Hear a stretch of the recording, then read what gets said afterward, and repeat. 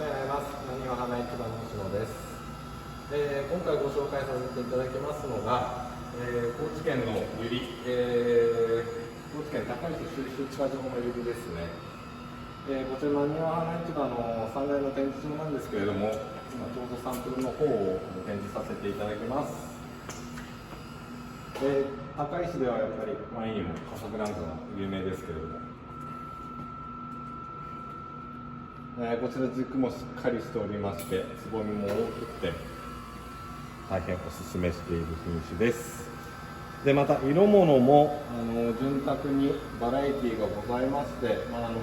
ちら右側からルビアの左側からはバンドムですね。その他にも今ですととても品種に豊富にございまして、カランゴだとかセーラー、この辺りも出荷がございます。真ん中は白ですけれども、こちらも大変ボリュームが大きいプレミアムブロンズですね。こちらも大変軸がしっかりしております。つぼみもそうですね、他の産地さんと比べても見劣りないぐらい大きいつぼみとなっております。